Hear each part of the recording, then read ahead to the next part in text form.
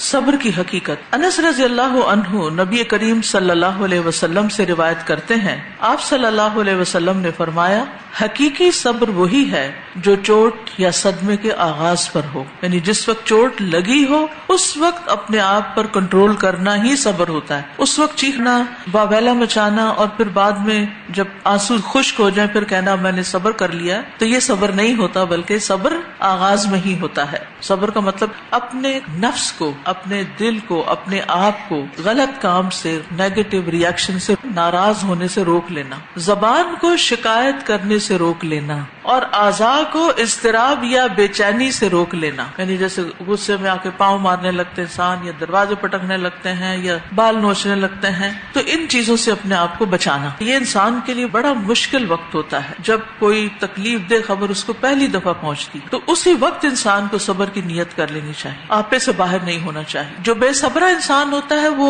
غم کی خبر سن کے چیخ پکار شروع کر دیتا ہے، زور زور سے رونا دھونا شروع کر دیتا ہے۔ انسان کے لیے وہ وقت بڑا ہی کروشل ہوتا ہے، اس وقت اچھی طرح بہیو کرنا، اللہ کا ذکر کرنا، اپنا معاملہ اللہ کے سپرد کر دینا، یہی صبر ہوتا ہے۔ اور جو شخص صدمے کے آغاز میں بری خبر پہنچنے کے وقت صبر کر لیتا ہے وہ بعد کی زندگی میں بھی صبر کر لیتا ہے، لیکن جو آغاز میں صبر نہیں کرتا اس سے پھر بعد میں بھی صبر نہیں ہوتا۔ تو مصیبت پہنچنے پر مومن کو کیا کرنا چاہیے؟ سب سے پہلے انا للہ و انا الیہ راجعون پڑھنا چاہیے۔ ایسے لوگوں کے لیے ان کے رب کی طرف سے مہربانیاں اور بڑی رحمت ہے، جیسا کہ سورۃ البقرہ میں آتا ہے، اور یہی لوگ ہدایت پانے والے ہیں۔ دوسری بات یہ کہ اللہ تعالیٰ کے لیے تعریفی کلمات ادا کرنا، الحمدللہ کہنا، پھر بھی اللہ کا ہی شکر ہے، اللہ ہی کی تعریف ہے، اور خاص طور پر یہ پڑھنا الحمدللہ علی کل حال، ہر حال میں اللہ کا شکر ہے، ہر حال میں اللہ کی تعریف ہے۔ رسول اللہ صلی اللہ علیہ وسلم نے فرمایا مومن کے متعلق، اللہ عز و جل کی تقدیر اور فیصلے پر مجھے تعجب ہوتا ہے کہ اگر اسے کوئی بھلائی حاصل ہوتی ہے تو وہ اپنے رب کی حمد بیان کرتا ہے اور شکر کرتا ہے، اور اگر اسے کوئی مصیبت پہنچتی ہے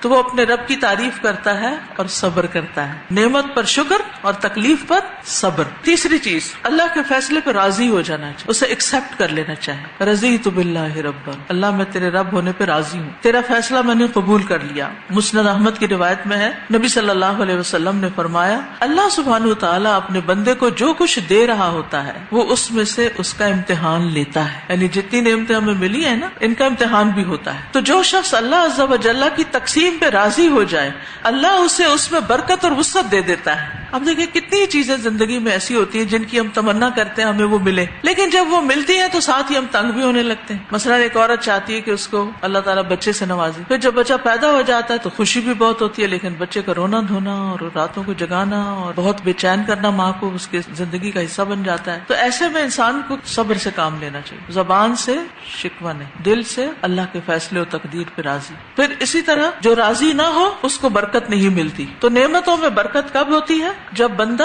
اللہ کی رضا پہ راضی ہوتا ہے۔ پھر چوتھی چیز صبر کرنا۔ رسول اللہ صلی اللہ علیہ وسلم نے فرمایا، اللہ جب کسی قوم سے محبت کرتا ہے تو انہیں آزمائش میں مبتلا کرتا ہے، پھر جو شخص صبر کرتا ہے اسے صبر ملتا ہے، اور جو شخص جزا فضا کرتا ہے تو اس کے لیے جزا فضا ہی ہے، پھر وہ روتے ہی زندگی بسر کرتا ہے۔ جو صبر کر لیتا ہے اللہ سبحانہ وتعالیٰ اس کا دل تھام لیتا ہے، کیونکہ وہ پھر اپنا وقت رونے دھونے میں نہیں گزارتا، وہ کسی پازیٹیو ایکٹیویٹی میں لگ جاتا ہے، اور وہ چیز اس کے غم کو بھی بھلا دیتی ہے۔ اور جو شخص صرف غم کرتا رہتا ہے پھر وہ اسی کا ہی ہو کے رہ جاتا ہے۔ پھر اسی طرح یہ ہے کہ دل سے اللہ کا شکر ادا کرنا چاہیے، دل سے شکر نکلنا چاہیے۔ کسی سے پوچھا گیا کہ خوبصورت صبر کیا ہے؟ اس نے کہا کہ تم آزمائش میں مبتلا ہو اور تمہارا دل الحمدللہ کہتا ہو، یعنی بظاہر تکلیف ہے لیکن دل سے تم الحمدللہ کہہ رہے ہو۔ اور اس میں آپ دیکھیے کہ کئی دفعہ ایسا ہوتا ہے کہ انسان کو پین ہو رہی ہوتی تو وہ اپنے اوپر غور کرے کہ اس کے منہ سے کیا نکل رہا ہے۔ کسی کو بخار ہو گیا ہے، آپ کے پیسے گم ہو گئے ہیں، آپ کو امی ابا یاد آ رہے ہیں، کوئی بھی چیز جس سے آپ کو رونا آ رہا ہو، لیکن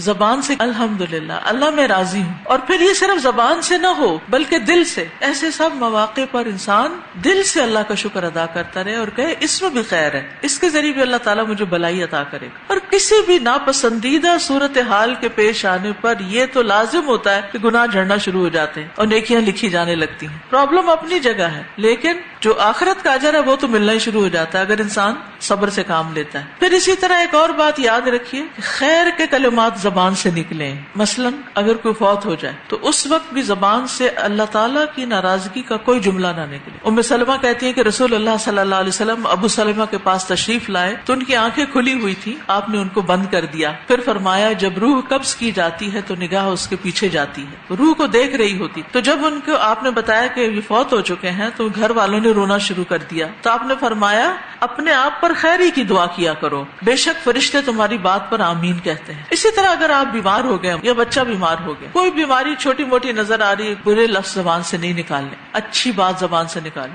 انتہائی تکلیف دہ حالت میں بھی پازیٹو رہنا ہے، اور اللہ سبحانہ وتعالیٰ آپ کی اس صبر اور اس شکر اور اس رضا اور اس اللہ کی حمد و ثنا پر آپ کو اجر عظیم عطا کرے گا. پھر آپ دیکھیے کہ صبر کے ساتھ مدد مانگنی چاہیے اللہ کی، کہ اللہ تعالیٰ اس مشکل کو آسان کر دے، اس بیماری کو دور کر دے، اس مالی مصیبت کا کوئی ہمیں بہترین صلہ عطا کر دے. تو ایسے صبر کرنے والوں کی قرآن مجید میں تعریف کی گئی ہے کہ وہ متقی لوگ ہیں. افضل ایمان صبر اور نرمی ہی ہے، جنت میں داخلے کا میزان ہے. یعنی صابرین کو اللہ تعالیٰ کا ساتھ ملتا ہے. وَاصْبِرُوا إِنَّ اللَّهَ مَعَ الصَّابِرِينَ. صبر سب سے بہتر اور وسیع نعمت ہے، اللہ کی مدد آتی ہے. جتنی بڑی آزمائش ہوتی ہے اتنا بڑا اجر انسان کو ملتا ہے، اور بے صبری جو ہے جہنم میں لے جانے والی ہے.